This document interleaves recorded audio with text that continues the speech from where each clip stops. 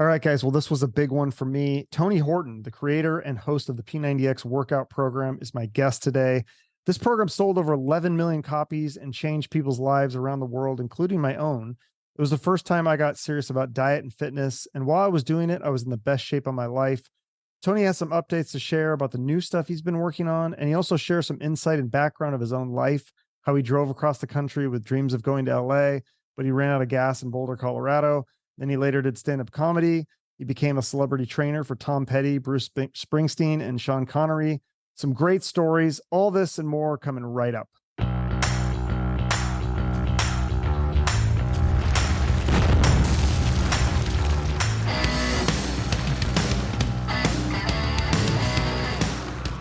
Doc, what's happening, brother? Oh, this is cool. This is really check this out. I got the old school. Oh, look at those blood, sweat, and tears. Even the meal guide, all the stuff. Oh, those were the days, my friend.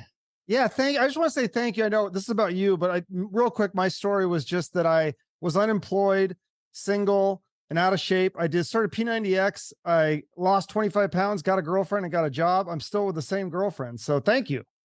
Boom. Interview over. Let me drop. Have you heard a lot of those kinds of stories? Like what's like one of the most jaw-dropping P90X story that you've heard? Well, there's I talk about him a lot. Jeremy Yost lost 180 pounds. He was obese, bigger than big. And he had a fused right ankle from a high school football injury, and he just got bigger and bigger. And one of his best pals said, "Hey, you're going to be okay with somebody else walking your daughter down the aisle, because you're not going to live." You know what I mean? And so he just said, he made two lists. He made the why and why not lists on whether to do P90X or not.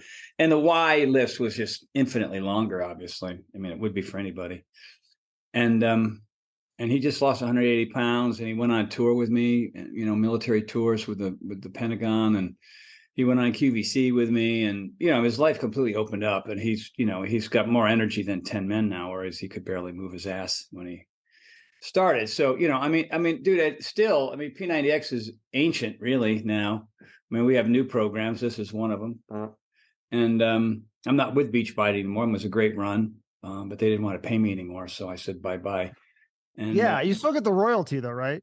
Still do, but they don't advertise any of my stuff anymore, but royalty is, not a lot of money, but it's something that puts gas in the car, that kind of thing. But yeah, so tell me about there's something new that's dropping in September, right?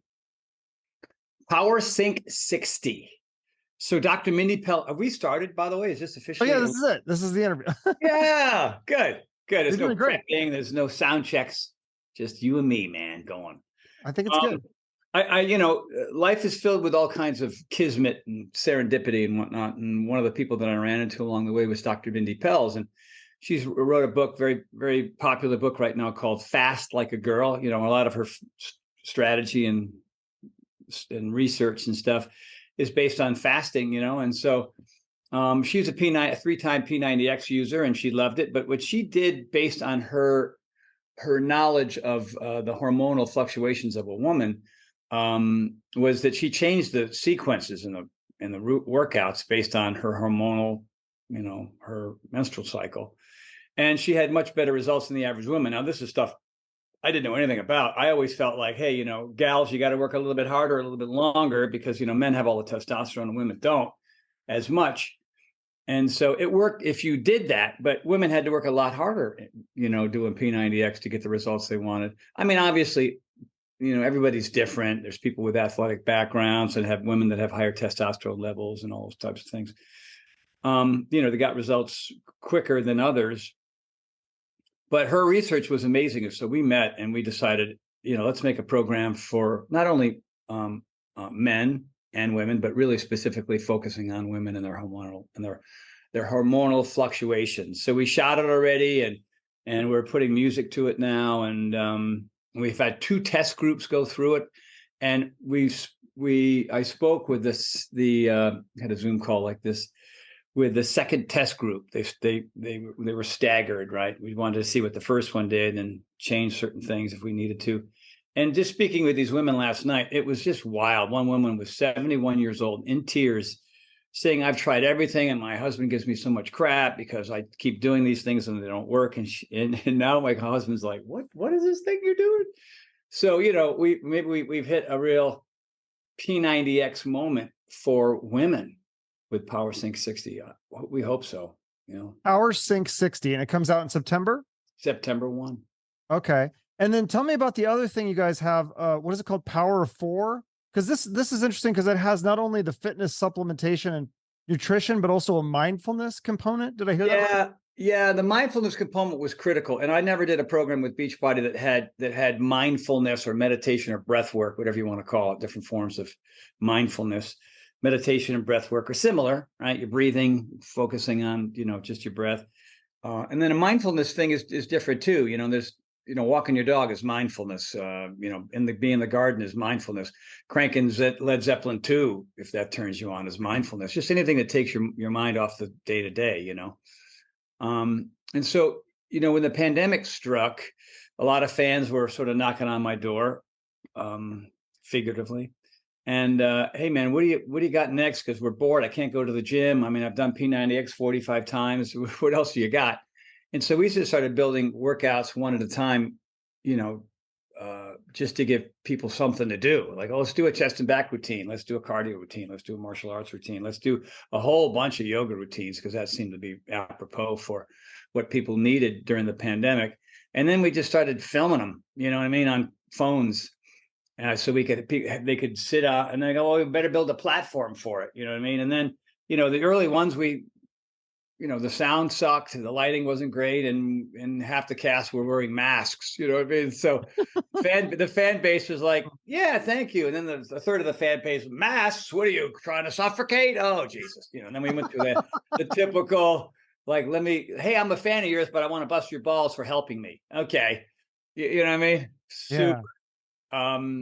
And then eventually, people got vaccinated and we did what we needed to do to feel safe in a room with other people who have different philosophies. And then we just started shooting them, one after another, after another, after another. And we didn't have a lot of people doing them. We had like 2,400 people maybe. And we thought it was going to be sort of a temporary thing. And then we get back to normal business. But it stayed popular. And I said, let's bring my buddy Michael in. I don't want to be in all of them. Let's give somebody else a shot. And so my friend Michael Bradley got in there, and Chelsea McKinney got in there, and Brian Palatucci and Scott Morgan, and all these guys and gals that I knew that were great, that were skilled, that had different kinds of ways of getting people fit. Because I couldn't, I shot from the beginning to end. We ended up using 24 of the workouts. When think about P90X, it only had 12. But I was in like 45 of them, leading 45 of them. So we cut out a lot of them that seemed repetitive or weren't necessary. And I thought, let's give other people a chance. So, it's obviously fitness is a big component, and diet and fitness are always huge. And then there was the mindfulness component and then the supplementation component. Because I got really sick in 2017. I met with a company that said, hey, look, you're suffering from sort of an accelerated form of something called sarcopenia, which is age-related muscle loss. I had Ramsey-Hunt Syndrome, which is shingles in your ear. Me and Justin Bieber, yay! And you know what I mean? Yeah, that was crazy. I saw the ad and that's I think how I found you again. Was that I saw the ad? You were in a wheelchair. I was like, what the hell is going on? And then it turns out it sounds like it was mostly stress related. Because I was like, you're not a guy that should get sick because you eat so healthy and you work out. Well, anybody can get sick from anything. You know what I mean? Mm-hmm. But stress is a bitch. And I didn't realize I was under as much physical and emotional pressure, mental and emotional and physical pressure as I was. I was just trying to live my life. And, like anybody who's successful, they're always trying to keep on keeping on with the latest and the greatest and meeting with more people and trying new things. And 23 failed businesses later, I decided that, I didn't really decide anything. Ramsey-Hunt decided for me on having to slow down, and stop trying to conquer the world. So I couldn't, my vision was crap. My taste of smell was gone. My taste of smell, my sense of smell, yeah, my sense of taste, all those things. and my balance, which was the number one thing. My balance was completely gone. And so, yeah, I had to do a lot of rehab. I lost 25 pounds. I had to go to the, hospital. I wasn't really in intensive care, but I was, deathly ill based on what I was going through. And so that's what that photo was from, when I was, coming out of getting a MRI, and I was in rough shape. So, I had to start meditating, and I started doing breath work, and I read John Kabat-Zinn's book, Full Catastrophic Living, which was a big deal for me. Really helped me kind of slow down and take deeper breaths and not be so attached to the outcome, and just kind of go with the flow, and still worked hard, still had good discipline with life, but I just needed that. The thing, Beachbody was not rehiring me based on what I thought I needed, and that was a blow. And then Tom Petty passed away, who I'd known for 32 years, and I had friends that were at the Vegas shooting, and all that was happening within a week, and then, of course, I got this tingling in my ear. What's going on? And I had these open sores in my ear, man. It just destroyed all these nerves that go into my brain that control sight and smell and taste and balance. Bummer. And it took a year to be normalish. And I'll never be completely normal again. Anybody who gets this has some form of damage to their nerves, as do I now. But, you keep on breathing, you keep on getting up, you keep on working hard. I got plyo tonight, which is the last thing on earth I want to do. But without it, I don't know. Do you think your work ethic is that like an innate thing? Sounds like it's kind of a blessing and a curse, because you were able to work so hard. And I heard these stories. You work in all these different jobs and doing miming and acting and comedian. And then it took you 20 years to build this thing. And then you just want to keep going. Like you can't, which is kind of like hard for people like you to relax. Am I wrong? Oh, no, no. I'm a contradiction in terms, man. I'm a lazy son of a gun, man. I love just effing off. Oh my God. Really? Yeah. I have 2 gears. I have 6 gear and 0 gear. You know what I mean? I do. Okay. I mean, in Jackson Hole, today, for example, because we were in Italy and France and England, in Paris and London and Rome, and running around and getting on bike tours, and 4.5-hour bike tour on the Appian Way. But the next morning I slept until 10:30. You know what I mean? It's not like it's every morning at 6 o'clock. I did that crap when I was young, and I hated it then. Just training, driving all over town, training celebrities, getting up at the crack of dawn, and going till 9 o'clock at night, living on power bars. I was always in survival mode, and I kind of still am. It's just that the stakes are higher and there's more money involved and all that kind of thing. But I'm still in survival mode. Today, I slept till 9:30. Yeah, because I didn't have anything scheduled. And I went, don't get me up. My wife got up early and fed the dogs. And, we rotate back and forth on that. So that kind of works for me. Like when I'm on the go and I have a lot going on and I'm flying all over the place, if I'm in North Dakota or I'm in Japan or Korea, wherever I am, you turn up the volume. But I'm really good at turning it off too when I don't have things scheduled. I'm really good. So then why is it survival mode? Because haven't you could retire right off just I feel like if you just quit after P90X, you've helped so many 11 million people, but sold that, and you've just helped so many people. That would have been enough. What makes you keep wanting to keep going? Mortgages. Yeah. Like this house that I'm in, people look at this house and think I'm a friggin' billionaire. It's just that, if it wasn't for the Beachbody royalties, if it wasn't for the Power Life royalties, if it wasn't for the tonal royalties, if it wasn't for, all that stuff, I would be living hand to mouth and eating mac and cheese. Plus we have another place in Jackson Hole. I just dug deep. I like nice things, if I'm going to work this hard and travel all over the place, I might have overextended myself to a certain degree, but I'm not willing to downsize, man. I'm not willing to do it. That's what I was going to say. So if worst came to worst, you could downsize. You're not going to be living. I could. Oh my God. I could sell a place in Jackson Hole and get a smaller place here, and I'm done. I could do anything and go anywhere. But I just bought all new doors and windows in this house instead. Okay. I'm going to redo my pool next. But also, isn't part of it, you love the game. You love to keep, you want to stay relevant. Man, I do. I love the battle, you know what I mean? But I'm not as freaked out or stressed out about it as I used to be, which is the reason why I got Ramsey-Hunt Syndrome. You know, I have the pendulum swings in both directions. You know, the power of 4 is a perfect example of how I live my life. You know, it's like, okay, I'm going to work out almost every day. I'm going to eat really clean food most of the time. I'm going to take my supplements like religion. You know, I mean, that's what I'm drinking right now. Because I know what's in there and I know why it was made for me and for other people who struggle like I do with certain things. And so you make sure you consume that twice a day. And then the mindfulness thing is I was told by a friend of mine who's really, you know, has her own mindfulness practice here in Santa Monica, that I'm a crisis meditator. And I'm okay with that. I'm okay with being called that. I mean, that means it's readily available at any time based on what kind of energy is in the room or what kind of energy that I'm creating or not creating. And so, you know, 4x4 breathing, 5x5, 12x12, whatever it is, just, you know, body scan meditation, you know, and I could do it while I'm laying in bed. I did it this morning when I got up, before I got up, I did it in bed which helped me go to sleep last night.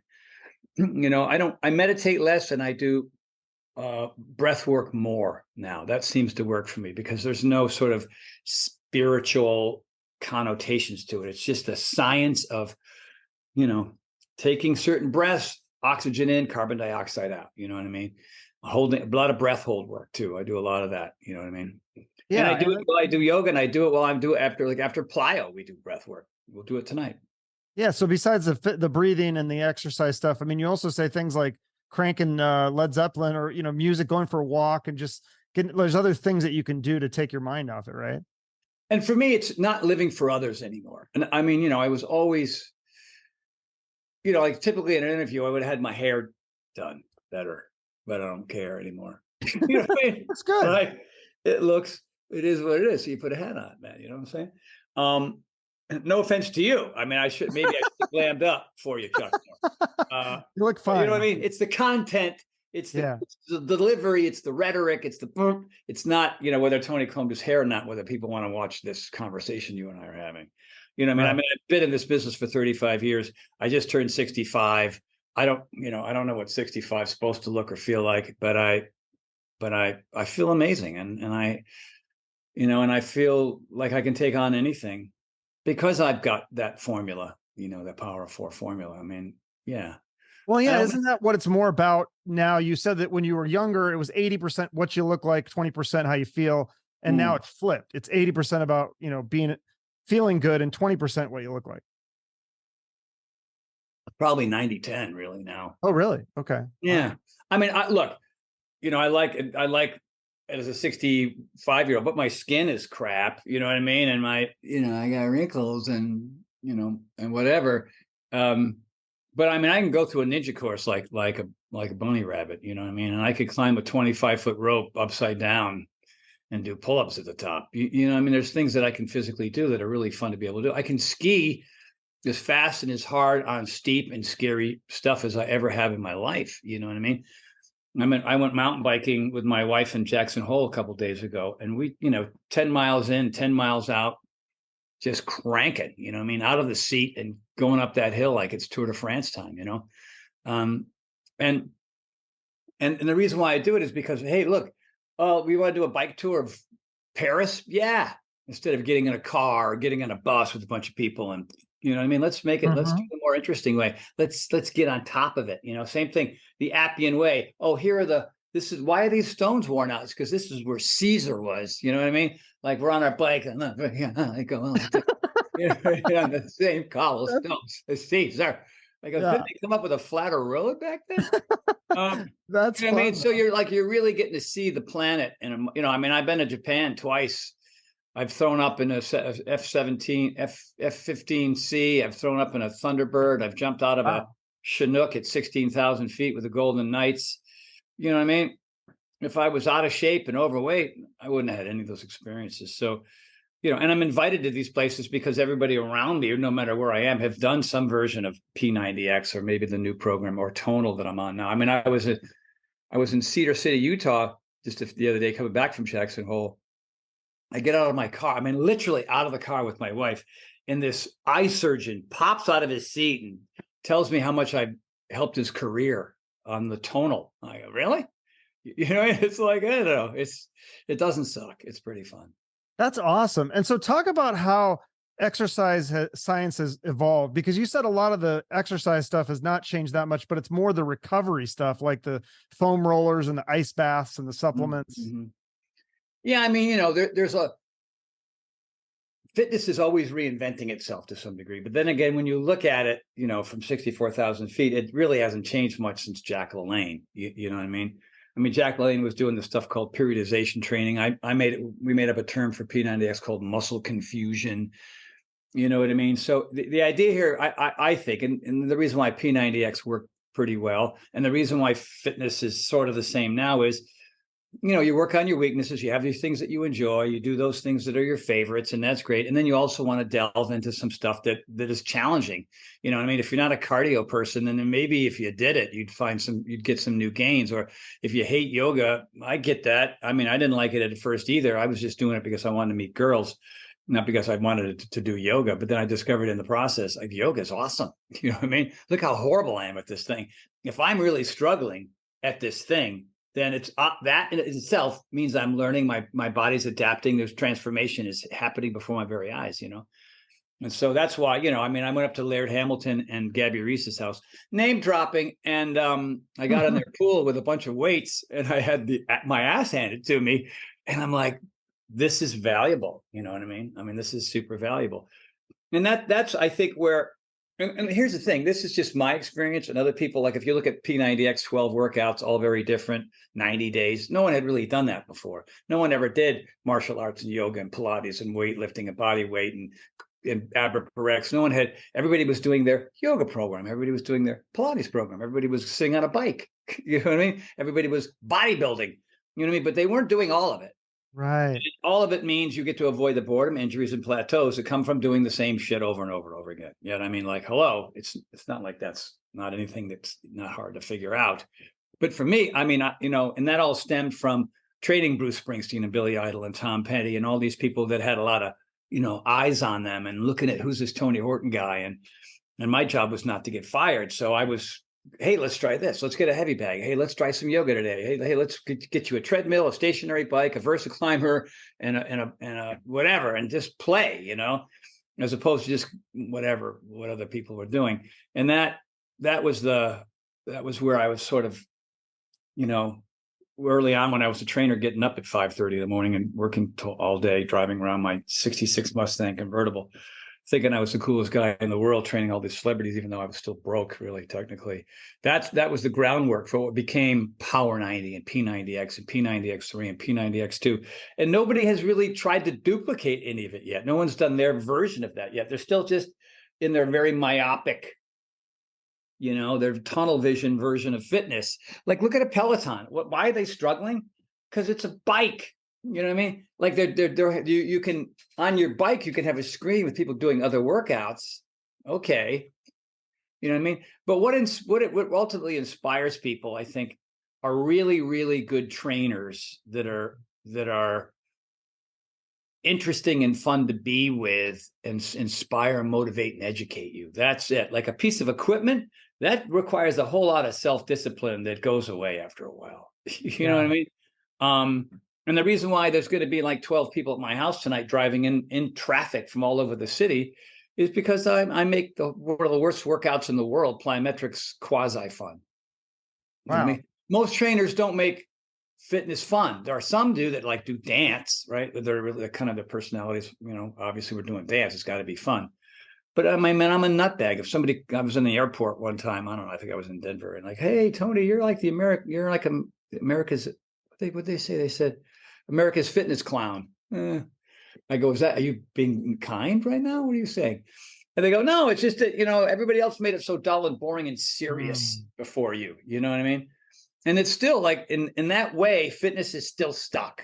The reason why the obesity rate is still going up is that I don't have 8,000 more people like me. Not to say I'm not patting myself on the back when I tell you how better I am than everybody else. It's just that everybody else takes this stuff too serious. They're specialized in one kind of fitness, which works for some people some of the time for a short period of time.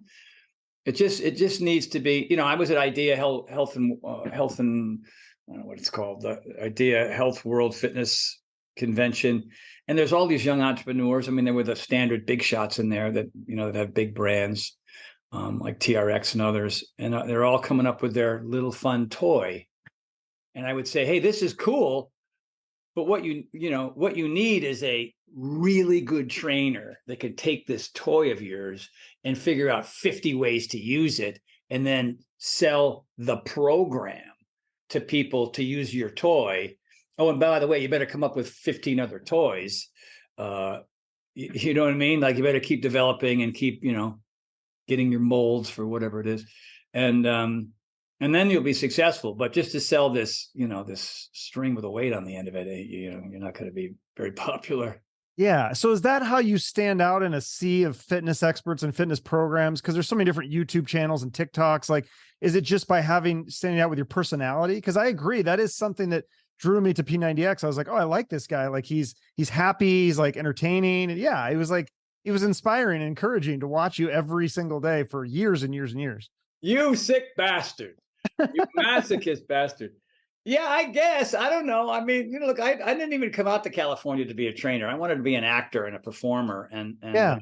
So I took I did my pantomime on the pier and in Westwood just so I could make $25 to live on Cheerios and yogurt for a couple of days. You know what I mean? Like, that's painstaking stuff. You know what I mean? But when you're hungry, you figure it out. Thank God I had those street performing type skills.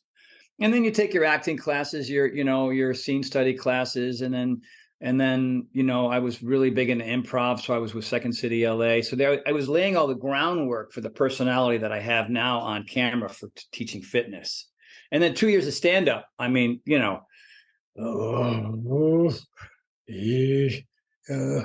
brutal, right? You're up there. It's freaking now. It's raw. Like, you got to say a thing, and you're waiting for a reaction. Either you get it or you don't. And then if you don't, you go home and you rewrite those jokes, and you go stand in line at Club Cafe and Lounge at 7:00 for a 11:30 spot. You know what I mean? Like, most people aren't willing to put in that kind of effort. You know what I mean? No, that's an interesting talk about your stand-up comedy days. Like, did you make friends with any comedians that ended up making it later? No, I wasn't paying attention to anybody. I mean, everybody, we were all losers, man. We were all just, whether some of them made it in the end or not, I wouldn't even know. Wow. You know what I mean? I had a little group of 5 or 6 of us, and we would have these little skull sessions, these little like brainstorming sessions on the jokes that we were going to do, because we knew that we had like a 3-minute spot or a 5-minute spot, and then we would always, once in a while, we would shut down a little club from Monday night, because Monday nights are slow, and we would have like a little premiere or showcase, we used to call them. And so the 5 of us would talk to the owner of the club, and then we would, we'd have the stage to ourselves, and we would invite all our friends and our friends' friends. So they were very sympathetic audiences, and then we would film them. You know what I mean? We'd have a camera guy there so we could have our 3, 5, 10-minute spots so that we can end up at the Laugh Factory or at the Improv or the big one on Sunset. I forget. Comedy Store. Comedy Store. And I auditioned for Mitzi Gaynor, like others. You're very interesting, but I think more comedy and less pantomime. Why don't you just keep working the clubs and come back in 6 months? You know what I mean? It's like, whatever. That was like, so you were doing all this stuff. Plus I was, training people, and I was building furniture, and I was waiting tables, and I was, driving out to Vegas to be a human statue on a buffet table. I mean, there was all these crazy gigs that I had all going at once, living hand to mouth. And that's, there's a lot of people who come out here and have those types of stories. A lot of them aren't successful in the end. They're working their ass off, and then they go back to Iowa or Rhode Island, or where I was from. You know what I mean? For me, for me, it was just, well, go ahead. Oh, go ahead. Just, I was going to Go ahead. For me, I had an agent who said, you got to get in shape because you're kind of pudgy and you're kind of skinny at the same time. And that doesn't work if you want any, and I was prettier then because I was younger, and I had a modeling agent. So they wanted me to, for bathing suit ads and things like that. So I started working out. And at that time I was working at 20th Century Fox with this woman, Julia Phillips, who and her husband, Michael Phillips, did Close Encounters of the Third Kind, Taxi Driver, and The Sting with Robert Redford and Paul Newman. And they had done those movies, and then she got a divorce from Michael, and then she was still on the lot at Fox. And a buddy of mine got a nice gig with Dolly Parton, and he said, hey, I've got this gig with this crazy woman. You want it? You don't have to wait tables anymore. And I said, sure. And, I got fired every Friday night because I forgot to change a light bulb or something. And then her partner, Harlan Goodman, who used to be in the music industry, would call me and go, dude, you're not fired. Come on back. And I did that for 2 years. But I mean, they let me go on my auditions, and that was it. Like, I was not a trainer. I was just exercising, after work. And then Harlan noticed my transformation between when he hired me and about 8 months in. And I said, hey, I can get you back in shape too, So he was my first client. I wasn't certified. I didn't know what I was doing. I was just going to World Gym and, looking at Arnold and Lou Ferrigno and going, 75 sets of chest seems extreme, but okay. That's what they're in here for, like 3 hours. Holy crap, And so I would I would try to custom mold that for Harlan. And, and one of the things you learn as a comedian is you got to know your audience. And so that's sort of the case with anybody. Like, you know what I mean? Like, you have to read the room. And so Harlan's not going to do 75 sets of chest, but I got to come up with a sequence where he not only pays me for the job that I do for him, but also his training. And then somebody Harlan went back to East End Management because he and Julia couldn't make a movie to save their lives. At that point, I had 3 or 4 clients, and I thought, all right, well, I'll still wait tables, and I'll still train a couple of people, and I'll still train Harlan. And then Harlan was walking down the hall of East End Management, and Tom Petty was walking down the hall, and he looked at Harlan. He said, hey, Harlan, you look fantastic. I'm going on tour and I'm fat. Nobody likes a fat rocker. So Harlan said, call Tony Horton. And so he did. My roommate picked up the phone, and my roommate didn't believe it was him. And so he hung up on Tom Petty. And then Tom Petty called back. And he goes, Jesus, dude, this sounds a lot like Tom Petty. And I gave me the phone. It's Tom Petty. So I went on, I trained Tom, and that's how I started training him. Like, what kind of music does he work out to? And like, what kind of conversations did you guys have? Because I mean, you're one of the most successful trainers ever. He's one of the most successful musicians. Well, I was a nobody, man. At that point, it was Harlan and Tom Petty. That's the only two, and a couple of a secretary on a lot of Fox, and 2 doctors. I think I had these 2 doctors that lived in Westwood that I trained. That was it. But he played a lot of eclectic bluesy stuff. That was his thing. He he had his own radio station on XM, Sirius XM. I think it was called like Petty's Locker or something. And just stuff that maybe, your parents had heard that were like bluesy and country-ish. And he would play the Byrds, and he would play, Crosby, Stills, Nash and Young, and that kind of thing. That was kind of his music that was similar to what he did. And the conversations were all about the early days when he was with Mudcrutch, and how he started, and how he would walk around school, and nobody, he was a scrawny little kid. Nobody used to look at him.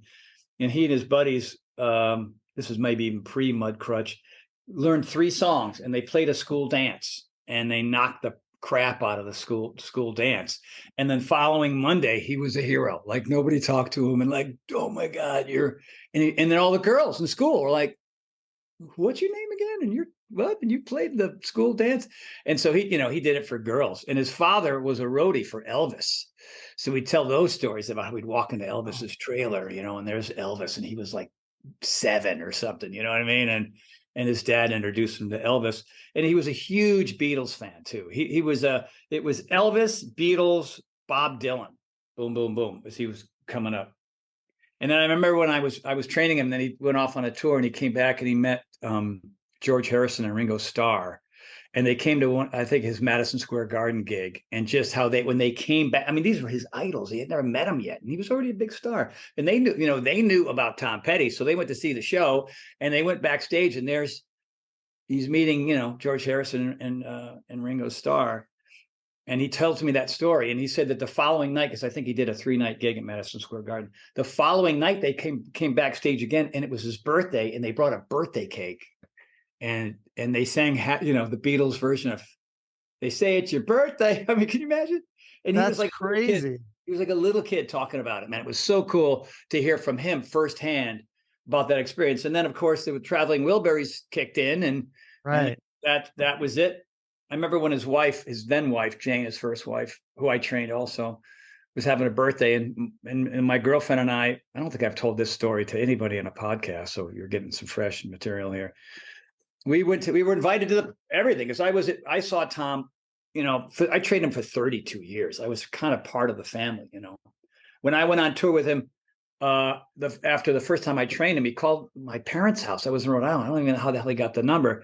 "Hey, Tony, as you know, I'm on tour, but I'm getting fat again. Jane and I need you." So I went on the New York, New Jersey, Long Island part of the tour.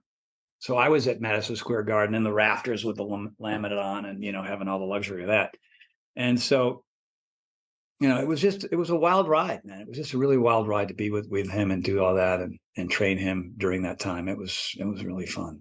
Is it true that he did not like going out to dinner, because he'd go out to dinner and people would be like, "Oh my God, it's Tom Petty," and that would make him like really uncomfortable? I don't know. He told me crazy stories about when he and Bob Dylan would go to Denny's on Ventura Boulevard. You know what I mean? Like, and then Dylan would talk the whole time. It was just kind of crazy stuff. And that one night where we had that birthday party for Jane, George Harrison and like me, like I had met him yet, you know what I mean? And there I am sitting there with 20 people. It's like Tom's best friends, me and my girlfriend at the time, Michelle. And then George Harrison and Ringo Starr sing the song, "Michelle, my belle, da, da, da," to Michelle while we're sitting there with 20 people around, and we're both completely Holy shit. Yeah. And this is before you were like P90X, Tony Horton. Nobody knew who. No, I was still. So does that inspire you to go, you know what? I'm hanging out with this rock stars. Like, I'm in the club. Like, I'm one of the best. I'm going to be one of the best trainers ever. Well, the thing was that there were other trainers that were celebrity trainers that had a lot of TV time. I had none of that. It started with Tom, and then Tom went on that tour, and he cut off the sleeves to his shirts. He was wearing vests without shirts. He was completely, ripped and strided. Everybody's like, whoa. So then, when he got back from tour, "Hello, mate. It's Billy Idol. I saw what you did there. What the F did you do to, Tom Petty? Can you come to my house and do that too, mate?" That's my horrible. Billy's more like, "Right, mate.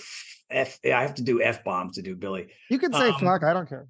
Yeah, but I don't have to worry about my fan base. Oh, right.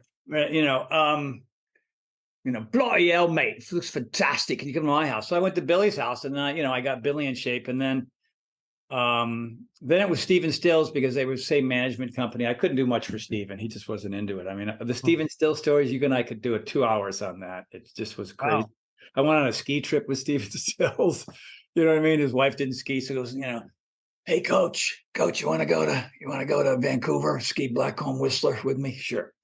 You know what I mean? And so I had Billy, Tom, and Stephen, and then Tom introduced me to Annie Lennox. So then I had Annie Lennox, and then I was training Patty Scialfa, Bruce's wife, for the longest time, because my roommate was their driver, right? Just the world. Okay. And then one day I show up at the house, and then the extent of my exchanges with Bruce were, "Hi, Tony, how you doing? In the kitchen, he beat and Cheerios. Hey, how you doing?" And I go, "Hey, Bruce." And that was it. And then she comes out in street clothes one day. "Hey, so sorry, I forgot I have an appointment, but, Bruce wants to know if he can work out with you today." You know what I mean? And I would already had all, rockers, but it's the boss, you know what I mean? Yeah. And he comes out, and I, other than hello and goodbye, we would walk to the gym. It was kind of through the woods. They bought another house next door where they live, and it was a 4-car garage, which was their gym. And we're walking through the woods to go to the other gym, and he goes, "Yeah," because I went and saw the show the night before. He was playing the Great Western Forum is what it was called then, but which is now the Staples Center. But it's a different building. But so walking, he goes, "Yeah, I got back from the show, and I turned on the TV, and Patty and I are there, and there you are. You're on the TV." And I turned to Patty and I said, "Hey, look, it's Tony, your trainer.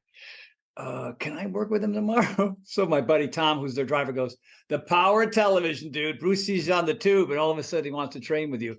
And Wow. They've traveled a lot. Their main spot was New Jersey, obviously. So I would only see them when they were in town, and it was great. And it was just so when Bruce was in town, my Monday, Wednesday, Friday was Billy Idol first up in Hollywood. Then I go all the way to Malibu and train Tom, and I go back to Beverly Hills and train. I would be Tom, and then Annie Lennox lived around the corner from Tom in Woodland Hills, and then it was Stephen Stills, then it was Bruce. Yeah. Then there was Stevie Nicks. Stevie Nicks, Bryce Dallas Howard, Sean Connery, right? Wasn't he on the list? Sean Connery, yeah. I got him ready for Medicine Man. And then Shirley MacLaine. Oh my God. That was, if I only had a phone then, this is all pre-internet, really. This is all pre-phones, but yeah, Shirley MacLaine was one of the most interesting people ever, And How so? just, because she was part of the Rat Pack, man. I mean, she was, and of course she obviously was able to leave her body and go in outer space and stuff that, at least she says she did. And she had a vocabulary like a sailor, man. She was relentless on the language. It was, it was amazing and brilliant. I mean, the woman was just absolutely, she was, she knew who she was. She knew what she wanted. She was a go-getter. I almost killed her on a ski machine, though. I think that's the reason why she stopped training with me. I said, I don't think you're ready for it, Shirley. She goes, no, let me try that thing. And she just went, and then I had to catch her before her head hit another piece of equipment. Like I dove across the room and grabbed her before her head slammed on this thing, and she was shaking. She was freaked out. Wow. Yeah. That's some crazy. So part of that, though, is that you were in the right place at the right time. Like you were in LA and Hollywood. Like you couldn't have done that if you were living in Nebraska or something. No, not in Rhode Island. When in 1980, after not graduating from the University of Rhode Island yet, one of my best buddies from high school, who just graduated from Syracuse, said, "Hey, what are you doing this summer?" I go, "I don't know. I'm going to go to Boston and wait tables. My life sucks. I haven't finished. I didn't graduate. All my friends graduated, so now I got to get through this summer. I don't want to live with my parents because that would be lame. So I'm going to try to find an apartment." And he goes, I'm going to California, man. I'm leaving in a week. Get in the car. I was like, dude, I said, I got $400 in the bank. That's why I'm going up the way. He goes, we'll figure it out. So, we slept in the car. We slept at Motel 6s. We ran out of money in Boulder, And my parents were freaked out. Like, where are you going? California, it's so far away. And that's when, you made a phone call. It was like, uh-oh. Right. It was landlines, and, it cost, you had to do collect, and your parents would get a bill for $40 to make a phone call from LA to Rhode Island. But I went anyway, and I got to Boulder, and I packed my Mime stuff, and I made $125 in a day in Boulder. Wow. Yeah. Because there's street performers everywhere. Okay. You know what I mean? I was all day doing the Mime and it's so weird to think of you being a mime. I thought, the first time I heard that, I thought I misheard it. I was like, no, I didn't hear that right. No, you really were a mime. It's crazy. I was a mime. Because I had a speech issue as a kid. I had a speech impediment called cluttering.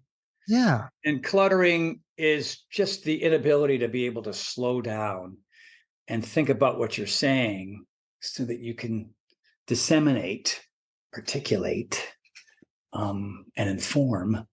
And that was me, my all the time. You know what I mean? And I just, and I got out of it by just reading books, listening to it on a tape recorder or magazine or newspaper. Just read the words on the page and slow the F down. And my vocabulary was pretty lame as a child.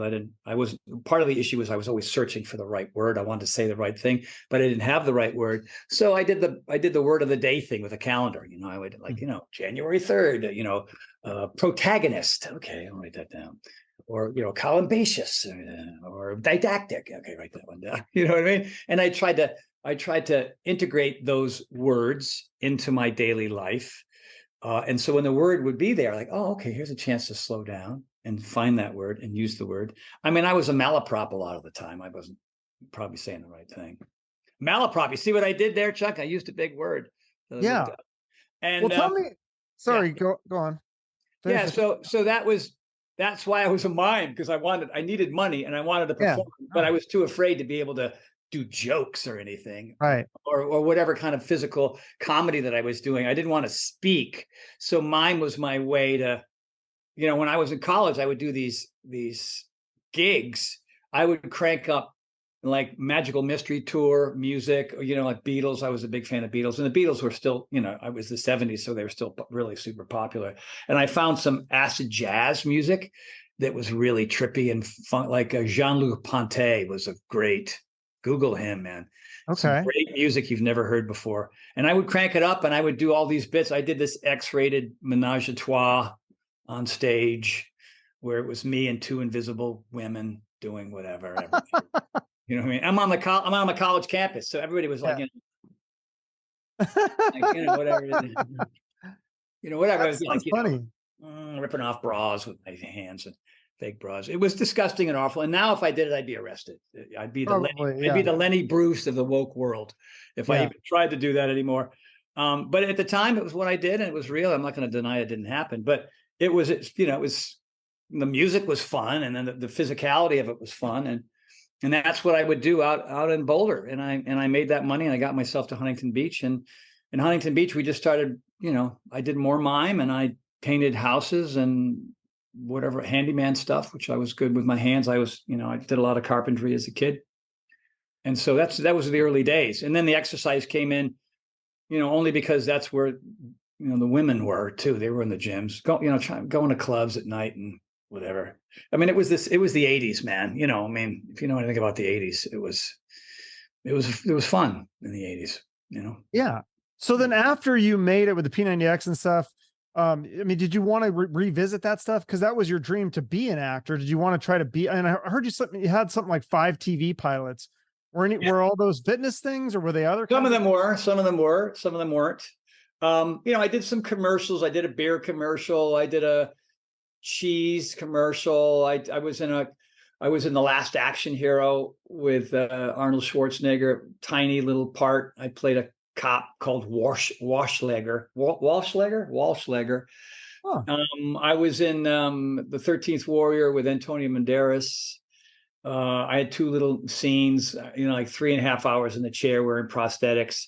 And I was still going to my, I went to Daryl Hickman's acting class for 3 years at the Debbie Reynolds Dance Studio every week, driving, all the way to Burbank from the other side of town. And in traffic, I just, I learned scenes from Raging Bull and, and whatever. And then I took a class with Brian Reese on Fountain in Hollywood.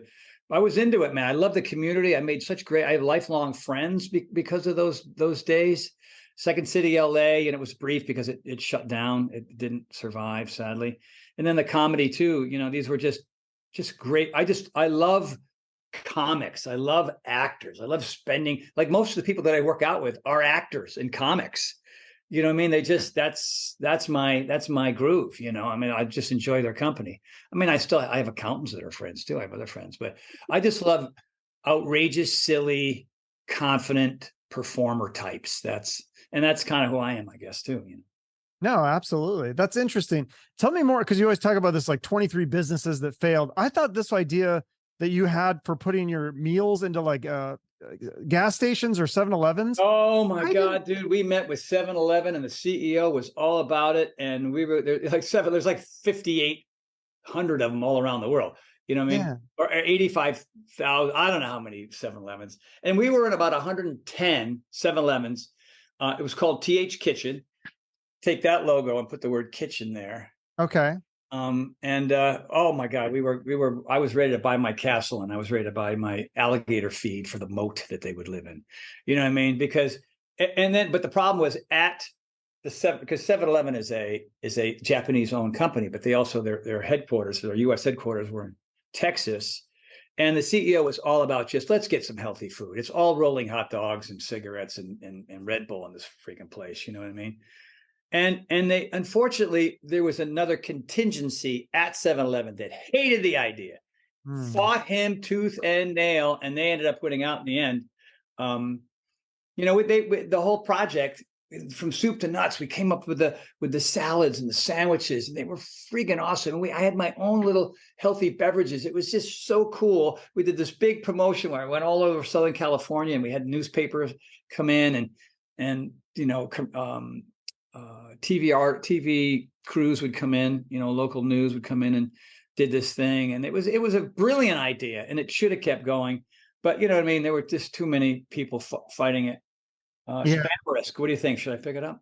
I'm gonna go like spam risk. Oh yeah, no, don't pick that one up. He's not a good guy. Just hung up on spam risk. No, that's a great one. So what else have you learned from the businesses that failed? Like, do you feel like maybe you need to be in charge of some of this stuff? If you put it into somebody else, then they crap out. Yeah, because look, I had my own watch, failed. I had my own insoles, failed. Had my own mouth guard, failed. Had the 5 TV pilots, failed. Had 3 home delivery food services, failed, on top of the one that was 7-Eleven. I mean, I added them up like a couple of years ago when it was 23. But you have to keep, and by the way, every time you do one of those deals, a lot of lawyers at their $575 an hour, just flush that down the toilet, because I was the P90X guy. Everybody and anybody knew who I was, no matter where I went, and they all wanted to have those meetings and create those products. But then again, my story is honestly not that different than a lot of other entrepreneurs. I mean, right now, Power Nation, pumping along. I'm on Tonal now, which is, Tonal's had its ups and downs, just like Peloton's had its ups and downs. But it's a viable, incredible piece of equipment, and they're doing everything they can. I'm the only trainer in LA left. All the other trainers in Tonal are in New York City. They had cutbacks, but my stuff's really popular, so they keep me around. Thank God. I mean, I love working for them. That I have a Tonal in my house. I'm on it almost every day. It's an amazing piece of equipment, and I'm thrilled to be part of that. But now I have 3 and 4 jobs.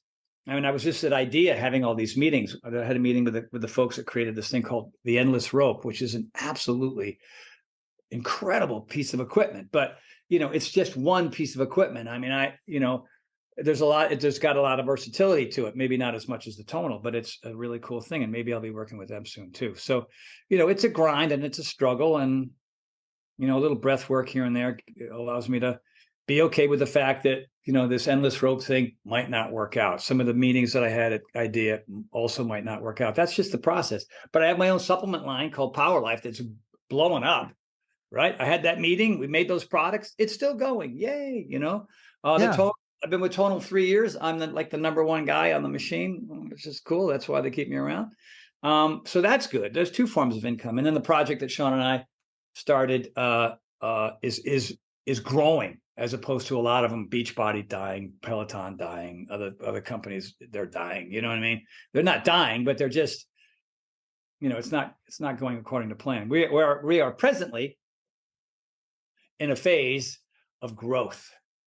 That's nice. Which is nice. Yeah, that is nice. Because I heard you talking about how like there was a death in your family, and instead of how most people, if the tragedy comes, they start eating crappy and they drink more, and you started working out more. So it was like you had an opposite reaction to that. Tragedy came and you decided, I'm going to work harder instead of less hard. And by the way, that's not my nature, but I know the difference between common sense and stupidity. You know what I mean? I mean, maybe stupidity is the wrong word, but I was on Sanjay Gupta's podcast, and he said, during the pandemic, there were hunks, chunks, monks, and drunks, and I added a fifth category called punks. And he goes, "What's that?" People who think the whole thing's a scam. I mean, tell that to your uncle who just died. You know what I mean? But the monks not leaving the house, wore a mask in the house. You know what I mean? Like they were just shutting it down, which, they wanted to be safe. Maybe they had immune issues and they thought that, or maybe they thought it was the plague, which,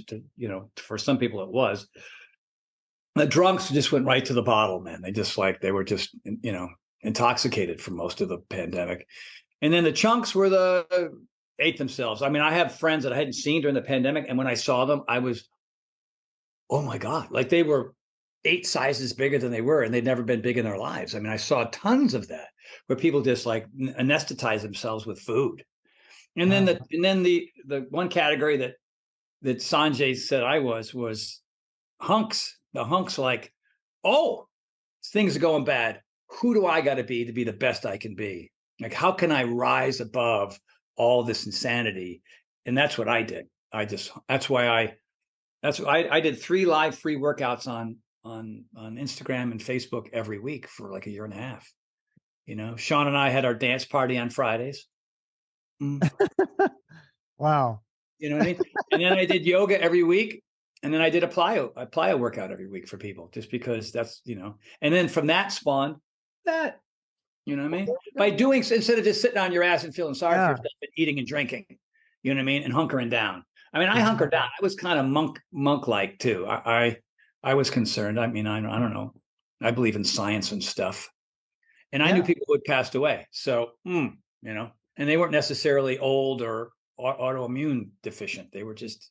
Right. Well, and isn't that one of the best things that you could do? Because you can't control what goes on with a virus, but you can control your own health. So if you start control your own behavior, you certainly can. And by the way, there's the hard thing and there's the easy thing.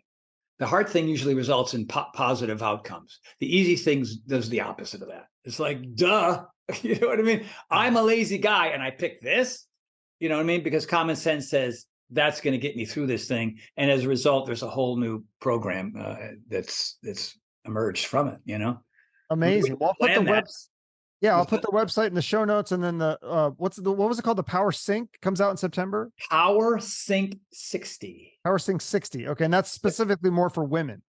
Well, it's for both men and women. There is a men's schedule. The workouts are hard and challenging, and men are going to love it. But then the women's have multiple calendars based on premenopausal, perimenopausal, postmenopausal. You know what I mean? Which is really sort of getting into the weeds to give them the best chance to get the best results. And our two test groups have so far proven that, Dr. Mindy was right. So there's that. Then there's the Power of 4, which is the original, supplementation, mindfulness, food, and fitness. There's that. That's part of that too. So it's powernationfitness.com.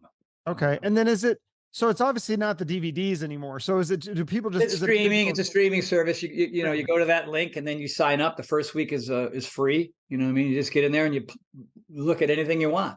So that means you would sign in and you would be in the trial phase. 7 days are up. It goes away, and then you have to decide whether you want to do one of September 1. You can wait for Power Sync 60, or you can get in there and start doing the Power of 4, or you can do Michael Bradley's program, or Chelsea McKinney's program, or Scott Morgan's program, or Steve Holmeson's program. And I'm really loving that part of it. Like we shoot a lot of these at the house here. I have a pretty decent gym downstairs. And so I'm now, it's not Beachbody doing it for me. It's me doing it for people that if I were at Beachbody, I would have hired then.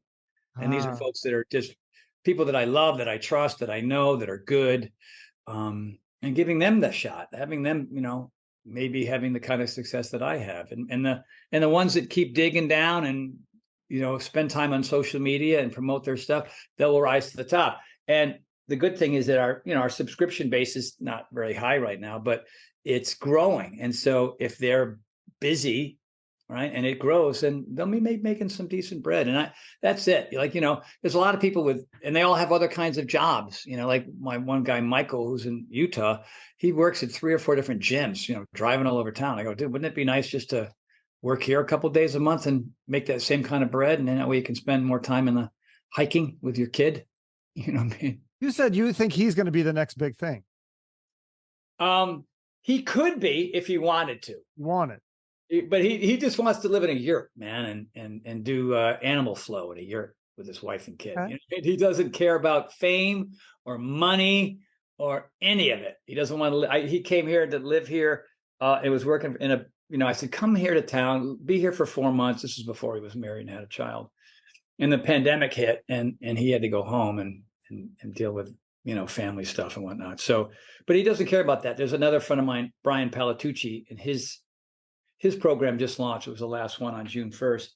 And I think he could be the next me because he wants it. He's funny. He's an actor. He's a comic.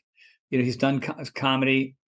He's fit as hell. He's ambitious as hell. He's great on camera.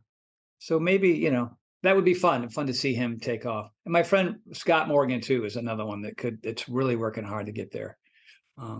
So we'll see. Cool. It'd be fun to be that guy who goes, fly away, my young. Yeah, like a mentor. Isn't that kind of what you want to do? Yeah. I think that's really cool. And then also, go ahead. No, I was just going to say, I always like to end with a charity. I think you work with the Go campaign. Is that right? I do. I gocampaign.org, I think it is, or .com. You'll have to Google either. .org. It's right here, right in front of me. Thank you very much. Yeah, it all stems. If you did P90X, you know who Scotty Pfeiffer is. Scotty Pfeiffer and his famous scissors, Scotty Pfeiffer scissors. Yeah. He was a screenwriter and a lawyer and, whatever, doing his thing here in town. And then he went on a working vacation to Tanzania, and he met these young kids at the base of Kilimanjaro that were doing acrobatics and juggling and stuff. And they were all orphans. And this guy, David, who ran this orphanage called Tuna Hockey, pulled these kids off the street, taught them how to perform. And anybody who climbs Kilimanjaro has to go right by Tuna Hockey. And Scott spent 3 weeks there, and he came back and said, I don't need to screenwrite anymore. I don't need it to be a lawyer. I need to make this work better, because David he's great and he's trying, but we got to help more kids than like 30 kids. We got to help thousands of kids. So umpteen years later, Scott started his own version of Tuna Hockey called Go Campaign. And so far, 185,000 orphans pulled off the street and given a life, Wow. And we raise money for books and schools, and I think it says 195,000 now. Is it 195? Yeah. Well, my data is old. I got old data. That's amazing though. Wow. I didn't realize that was the guy that was in P90X. Yes. And the other charity too is World Central Kitchen, because I just donated a substantial part of my I just, because what's going on in Ukraine makes me completely insane. I cannot believe that there's, in this modern world, a jagoff like Putin is getting away with what he's getting away with, man. I want to see him hung by the freaking earlobes one day. And so I just gave World Central Kitchen a huge chunk of my portfolio. Like my wife and financial advisor was like, what are you doing? I go, man, goes around, comes around. And it's interesting. When that money went out, that same amount of money plus came in just through another means. That's one of the things. I'm doing this seminar right now. I'm building the seminar. It's actually, I think I go live on the 11th of August. And altruism and civility is a huge part of my belief system. It's not like anybody would argue with those two things. I think a lot of times we get caught up in our little tribe and our little camp, and we're fighting the wrong fight with the wrong people, and we're holding on so tight to our stuff. You know what I mean? And it's like, do the opposite of those two things, and you wouldn't believe how your world opens up. It's just charity and giving and loving and patience. And, that's why we're here, I think, not just, absolutely. Owning expensive shit is not right. Well, and you inspire so many people with your workouts and stuff. You've changed so many lives by doing the fitness stuff. That's making the world better too. So, well, I mean, partly why I'm who I am is it's all self-help, which is not, I don't like that term, personal development. But once you go through the personal development cycle, whatever it is, Deepak Chopra, Andrew Weil, Gary Zukav, like once you get all the gurus and you learn what they have to, M. Scott Peck. I mean, a lot of these books are personal development books. You learn that, it ain't about you. It's not about you anymore. You get your shit together so that you can now begin to focus on not you anymore. You're done, right? Now it's everything, like total strangers. It's just, P90X exists because I went up to a guy after reading a chapter in a book that said, go out of your way and do something nice to somebody you don't like. And that's stupid. I don't want to do that, but I'll do the chapter. And I did it. And the guy introduced me to Carl Deichler, who was the CEO of of Beachbody. Well, there you go. Amazing advice. So inspirational. Thank you so much for doing this. And feel free to come back anytime. If there's more. Chuck, feel free to invite me anytime. And next time I'll comb my hair. Okay. Awesome. Thank you so much. All right, dude. See you later. Okay. Bye. Tony Horton. Still can't believe he did my podcast. Pretty wild. Make sure to check out his website. Links are in the show notes. Also, make sure to follow Tony on social media to keep up with everything he's doing. And while you're on there, you can follow our show. We post little clips on Instagram and TikTok.